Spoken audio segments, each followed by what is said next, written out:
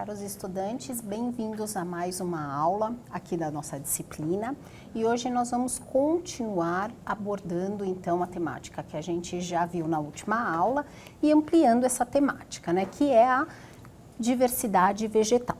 Então hoje nós vamos abordar mais dois tipos de atividades. A primeira está relacionada à utilização de modelos e a segunda é uma prática usando plantas.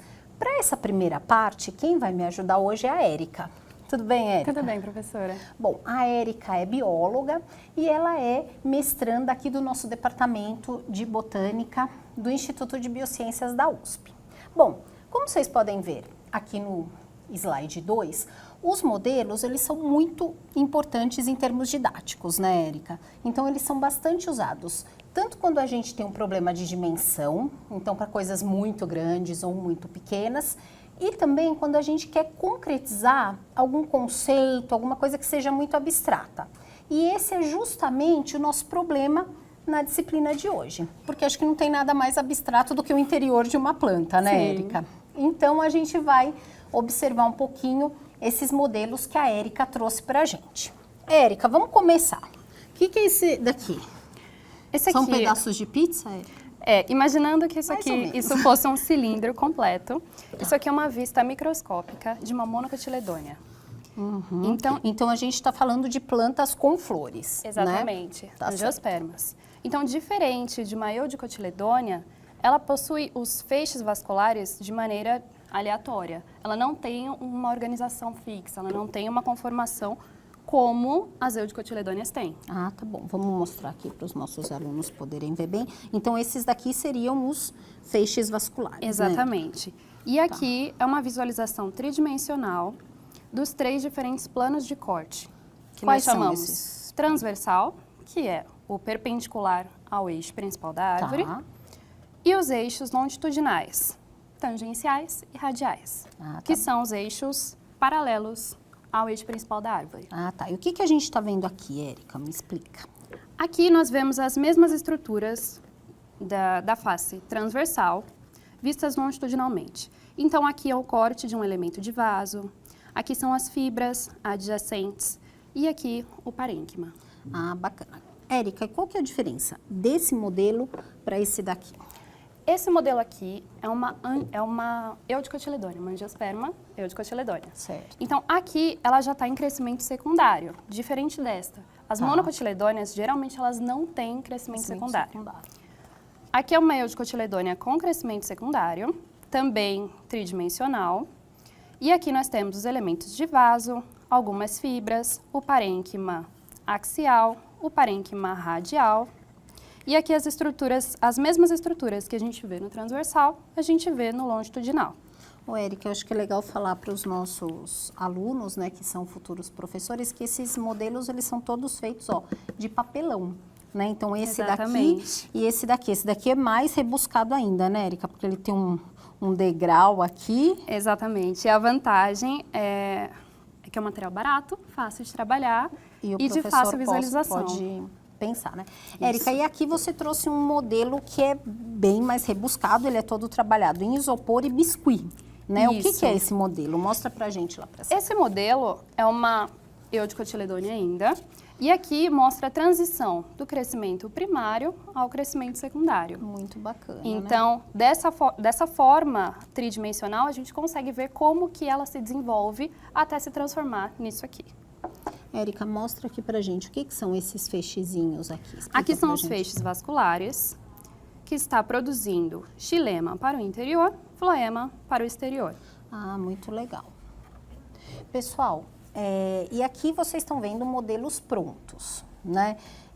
E daí a gente fica pensando, como que eu vou colocar isso em sala de aula? Bom, então aqui, a Érica vai continuar aqui comigo, eu vou apresentar aqui no slide 3 para vocês algumas dicas de como trabalhar isso em sala de aula. O professor pode sim levar o seu modelo, mas uma ideia é apresentar, como aparece aqui no slide 3, materiais simples, e daí, como a gente pode ver na tela 4, a gente vai ter a construção de um modelo. A gente pode colocar para os próprios estudantes fazerem o modelo, não é isso, Érica? Exatamente. Que é uma boa ideia.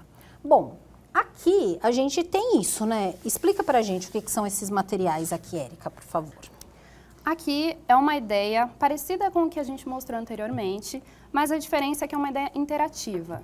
Então, é um cilindro de isopor também, mas o interior dele ele é feito de ímã. Então, os alunos preencherão toda essa estrutura interna com pecinhas de ímã, como se fosse um quebra-cabeça. Isso, e eles podem realmente fazer isso, né? Aqui, Exato. ó, a gente tem como seria esse preenchimento, né, Érica? Então, essa Exatamente. parte aqui fica grudada na parte interna E e aqui a gente imprime, corta. parte Então, de na cima. verdade, é um modelo que é um quebra-cabeça. Isso mesmo, Muito um bacana, quebra-cabeça. né? Isso daqui realmente foi criado por alunos da graduação aqui do Instituto, quando a gente colocou para eles esse desafio. Além disso, a gente tem um modelinho pré-pronto, né? Então, esse daqui é um cubo. A Érica vai explicar mais ou menos para a gente também o que é esse cubo, mas esse modelo está disponível, inclusive o link. Esse modelo foi feito pelo professor Gregório, que vocês já conhecem, e ele pode ser construído de maneira muito fácil, né? Então, aí a gente tem as duas dicas. Ou o aluno pode bolar seu modelo. Eu já vi coisas incríveis feito, por exemplo, com canudinho, né? Então, os feixes são canudinho. E esse daqui também é uma ideia. Então, eu vou apresentar aqui para vocês. No slide 8, a gente tem o link de como conseguir esse material para montar. Érica, explica pra gente, qual que é a relação desse material, por exemplo, com aqueles outros modelos? Este aqui é um cubo retirado deste modelo aqui. Porque quando a gente vai fazer uma lâmina histológica, que nada mais é do que isso aqui... Deixa eu colocar aqui, Érica, para os No nossos fundo alunos poderem ver direitinho. Essa é uma lâmina de madeira, né, Érica? De madeira, é. A gente retira um corpinho de prova, mais ou menos como esse, que eu mostrei anteriormente, que mostre os diferentes planos de corte. Então, novamente, transversal, longitudinal, tangencial e longitudinal, radial.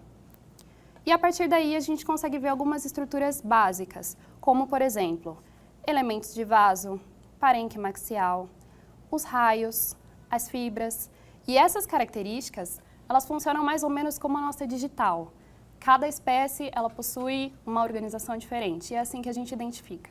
Então, na verdade, essas características também são instrumentos para o estudo da biodiversidade, né? Exatamente. Muito bacana, que é bem o foco da nossa disciplina.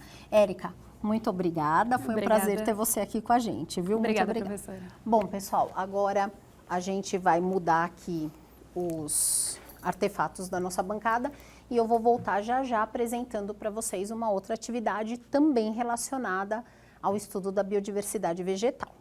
Bom, pessoal, então aqui a nossa próxima dica, como vocês podem ver no slide 9, é uma prática em que a gente vai analisar efetivamente algumas plantas, pensando um pouco na questão da biodiversidade.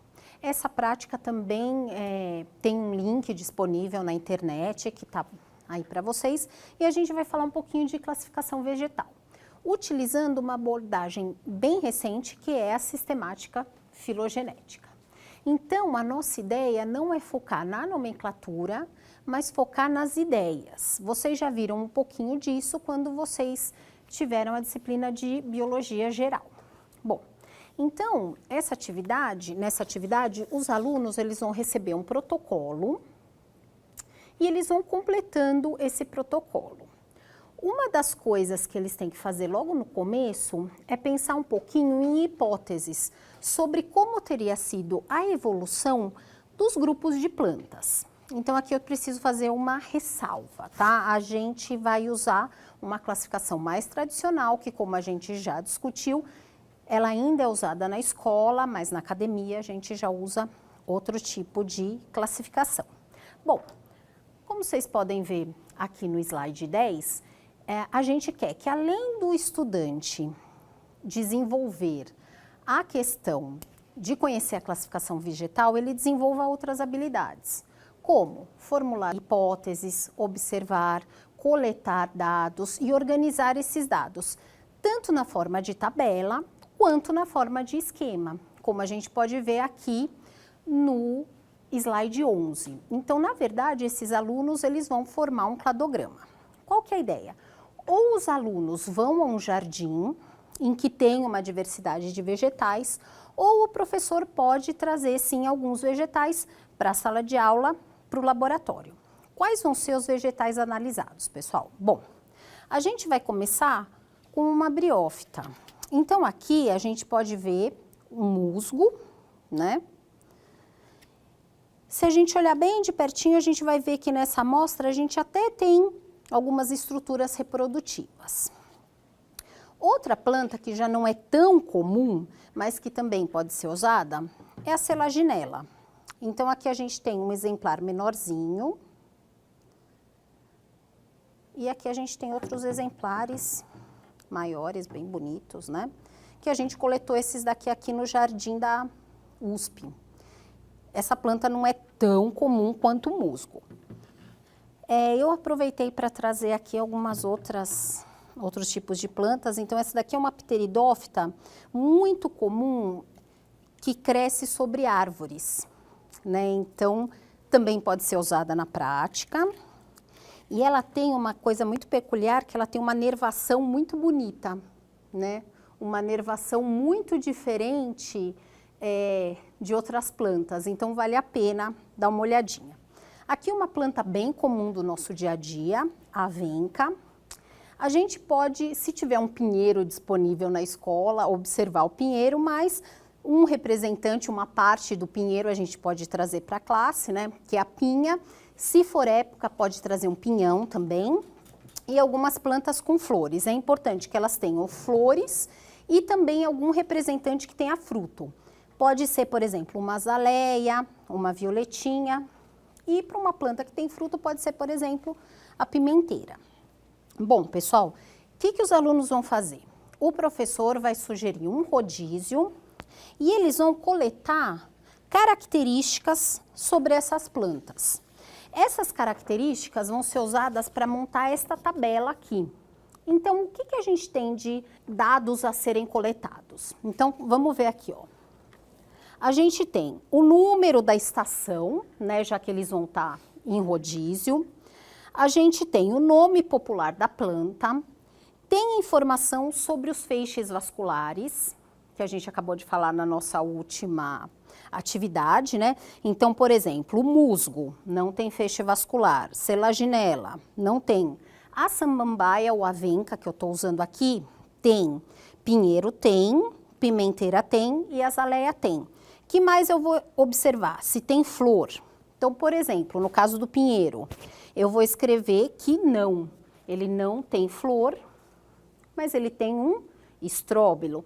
Por quê? Porque essas características são importantes para formar o meu cladograma, né? Ou seja, a árvore evolutiva desse grupo. Se tem semente, sim ou não, daí o professor pode ajudar, porque nem sempre isso está visível. Tem fruto, tem flor. Então, no caso, por exemplo, da azaleia, a gente vai escrever sim, tem fruto, mas não está visível nesse momento. E aí vale a ajuda do professor. Tendo em posse esses dados todos que foram coletados na tabela, a ideia é justamente montar esse cladograma. Vocês vejam que a gente não tem nomes, né? Então, aqui a gente está falando de novidades evolutivas. Então, os traços vermelhos seriam novidades evolutivas e a gente vai colocando, então, os representantes, sem dar nome aos grupos. O que é importante aqui, pessoal, é ter uma noção de evolução e também da diversidade de plantas, que é justamente o que a gente busca. Então, na aula de hoje, a gente abordou duas atividades, falamos sobre o uso de modelos e a construção de um cladograma a partir da observação da biodiversidade. Espero que vocês tenham gostado. Até nossa próxima aula.